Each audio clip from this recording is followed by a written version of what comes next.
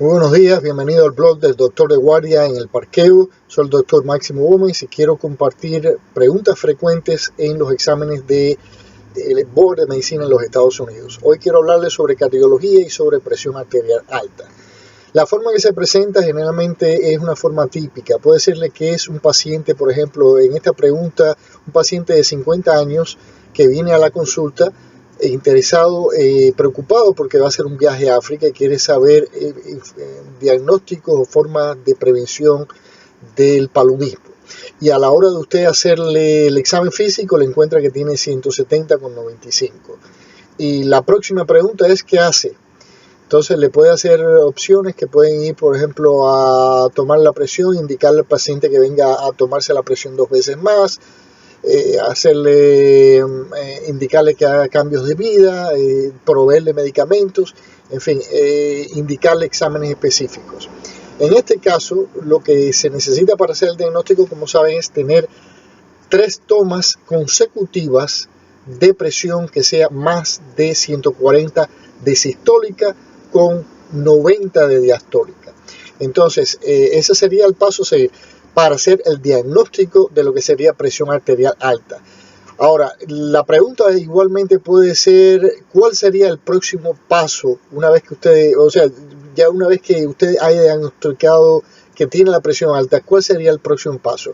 Y usted puede indicar ahí, por ejemplo, hacerle un electrocardiograma al paciente o chequearle una química 7, específicamente la blood urea nitrógeno y creatinina para ver la proporción, o por ejemplo chequear la orina y buscar potasio o buscar proteínas. Y de acuerdo con esto ellos le van dando una evaluación, una serie de puntos, porque usted tiene que ir poniendo los exámenes como si fuera escribiéndole a un paciente que viene. Ahora imagínense que usted le pone, por ejemplo, hacerle una biopsia renal, es muy probable que le quiten puntos. Estamos hablando que la presión arterial esencial, 90% no sabemos la causa. Y es muy difícil que una persona que tenga entre 20 a 50 años que vaya a tener una presión arterial esencial debida a una estenosis de la arteria renal, por ejemplo. De manera que si usted dice una angiografía renal, probablemente igual le quiten puntos. Ahora, esto es distinto si se trata de un paciente en edad pediátrica o se trata de una persona mayor, o que usted, de acuerdo con los otros síntomas que le dan en el caso específico, sospecha que pueda tener un tumor que le está comprimiendo la arteria renal, en fin, usar el juicio clínico. Ahora, ¿cómo es que nosotros manejamos? Lo manejamos sobre todo con intervenciones que tienen que ver el cambio de vida, el cambio de hábitos de vida, el comenzar a hacer ejercicio, hacer aeróbicos, 30 minutos, 40 minutos, 3 veces a la semana por lo menos.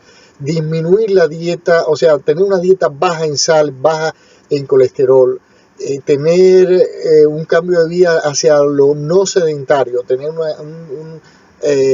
incorporarse más a los factores, a la hora de hacer ejercicio, de incorporarse aun cuando el trabajo sea intrínsecamente sedentario, como es el caso de los médicos. Eliminar el hábito de fumar, por ejemplo. Estos son hábitos, esa es la primera fase en el manejo. Después le pueden poner casos específicos y que usted diga qué es el tratamiento que le va a poner. Vamos a decir, un caso de un afroamericano que tenga 40 años, que viene con la presión alta. Entonces la droga de elección en este caso serían los diuréticos. En un caso de emergencia casi siempre nosotros usamos la furosemida intramuscular endovenoso, es decir, 40 miligramos. Cuando se trata del afroamericano se dice que la presión es debido a un sobrecarga de volumen. De manera que en este caso estaríamos recomendándole, por ejemplo, las tiazidas, como la hidroclorotiazida. Así pudiéramos, por ejemplo, poner para comenzar unos 50 miligramos al oral y después irle ajustando la dosis de acuerdo a cómo evoluciona la presión. ¿Cuál es el problema que tenemos que cerciorarnos? Las hidroclorotiazidas, estas tiazidas aumentan la glucosa, es decir, que un paciente con diabetes, tener cuidado con eso. Un paciente que tenga, se sospecha de urea alta, debemos tener cuidado con eso. Ya un paciente con los lípidos altos también tenemos que tener cuidado. Se debe tener en cuenta que lógicamente bajan el potasio, de manera que a veces le debemos dar un suplemento de potasio o sencillamente decirle que tiene que comer la fruta. El paciente viene al otro día, a la semana, que está muy cansado, decaído, casi siempre asociado con la depresión de potasio de esta droga, que lógicamente bota en la orina mucho del potasio. Ahora, otro de los casos puede ser, por ejemplo, un paciente que tiene presión arterial alta y que viene con angina. En este caso, la droga de elección son los beta bloqueadores del tipo del atenolol, el propanolol, el metoprolol. Y en este caso, lógicamente también hay que tener en cuenta cuáles son las otras condiciones de las drogas. Las drogas a veces hay que tener cuidado si es un paciente que está deprimido, porque los beta bloqueadores nos pueden deprimir al paciente. Si es un paciente joven, debe tenerse cuidado por el hecho de que disminuye la libido, puede disminuir el deseo sexual y bueno, le afecta igual en su vida matrimonial. Puede ser el caso de un paciente que tenga, por ejemplo, una arritmia supraventricular. En este caso igual se le consideraría el beta bloqueador. Considerar el caso del asma bronquial, porque en caso de los beta bloqueadores los no selectivos puede tener esta función de inhibir, o sea, los receptores que producen la broncodilatación. O sea, que son elementos en general para considerar.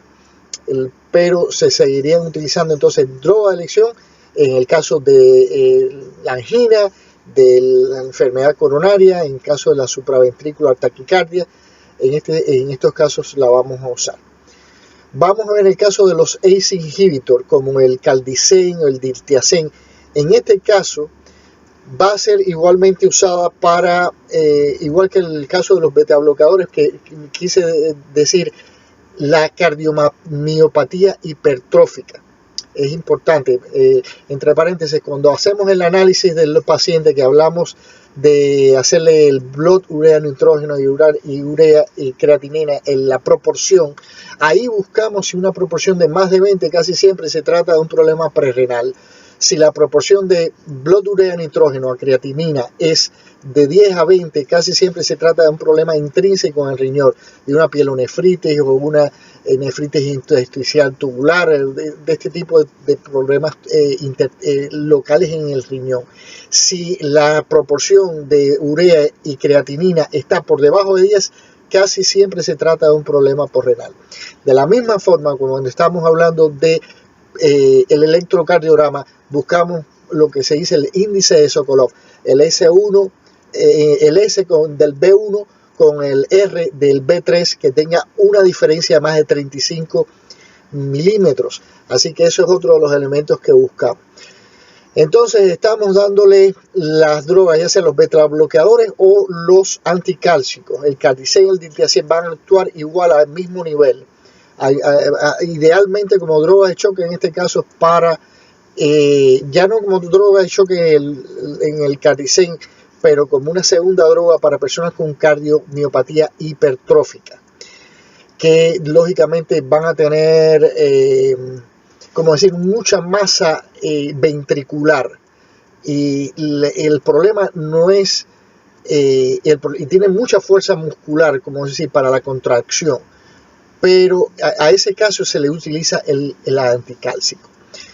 Ahora, considerar en estos casos estaría contraindicado en la cardiomiopatía dilatada, que ya es la cardiomiopatía, por ejemplo, que ya el problema no es de que tenga una buena contracción, sino que el músculo está dilatado propiamente dicho, como por ejemplo secundario a una hipertensión crónica, y entonces en este caso se buscaría las otras drogas, que es el próximo grupo, que estaríamos hablando entonces de los ACE inhibitor, que se quiere decir ACE de la ACE inhibitor, que estaría como angiotensina converting enzyme inhibitor, como el captopril, el lisinopril.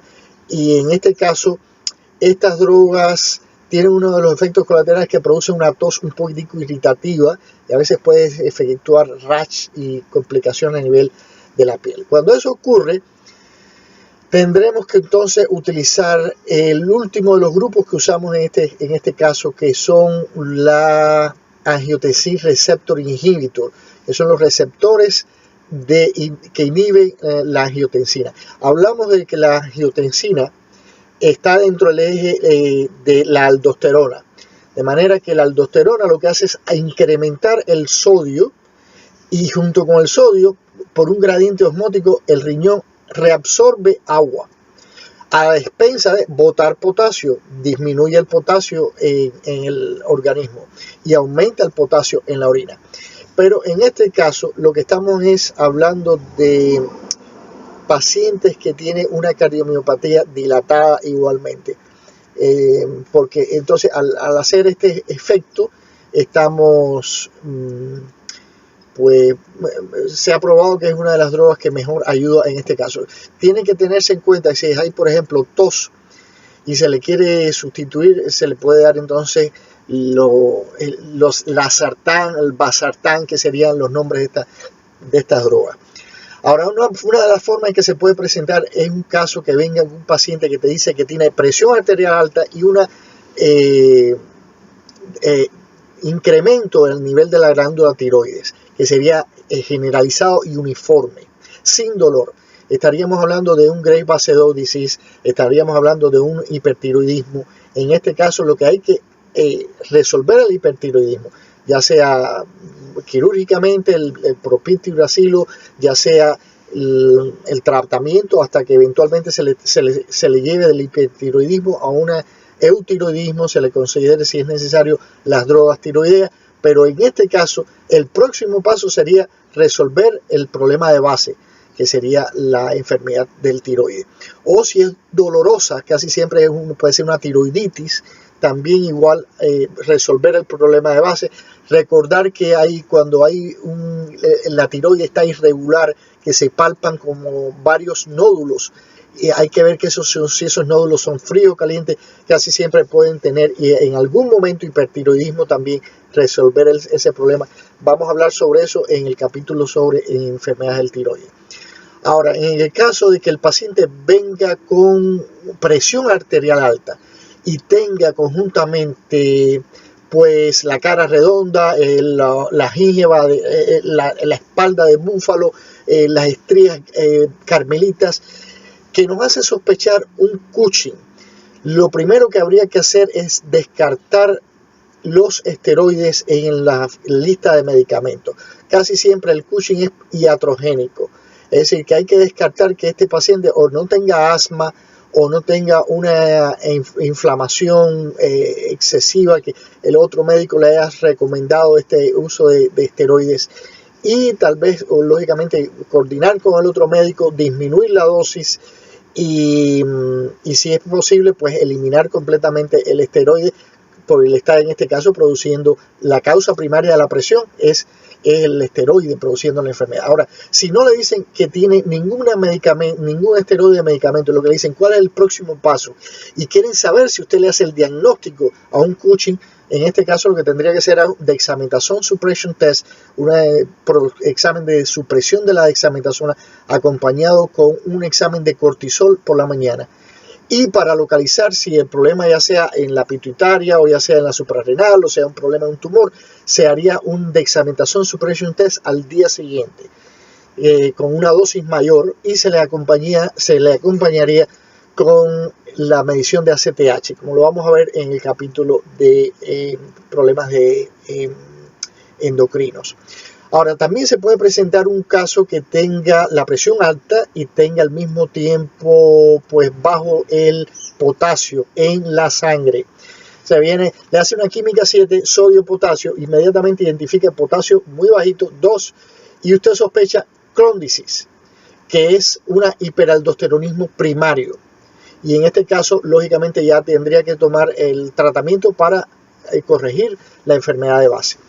Otra forma en que se presentan las preguntas puede ser un paciente que tiene, por ejemplo, presión alta y el pulso alto, y de pronto la palabra clave, dolor de cabeza repentino, muy alto, incontrolable. Con esas tres palabras hay que pensar un desarrollo de un feocromocitomas de norepinefrina, básicamente un tumor que produce norepinefrina. Habría que hacerle entonces un CT scan, un MRI, diagnosticar catecolaminas en la orina, determinar cuál es la causa, si realmente tiene esta enfermedad. Así que eso es en sentido general. Otro caso igualmente le pueden poner, pudiera ser un caso que viene con presión arterial de 150 con 95 en el brazo derecho y 130 con 85 en el brazo izquierdo, y entonces o al revés, y se le puede preguntar cuál es el próximo paso. En este caso usted sospecha el diagnóstico de una coartación de la aorta. Donde quiera que le digan que tenga una presión arterial en un miembro, el derecho o el izquierdo, diferente, va a buscar una coartación de la aorta. O ya si se lo digan, los miembros superiores comparado con los miembros inferiores. Vamos a buscar una posible causa primaria como coartación de la aorta. Y estos son casos que se presentan en el grupo etario entre 20 y 50 años. Así que ese es el caso principal. Así que espero que de alguna forma les sirva algo, les sea útil como recordatorio para aprender el idioma inglés, que es el que estamos comprobando, y corrobore ahora con la evaluación en el inglés. Espero que les sirva y que tengan un excelente día. Muchas gracias.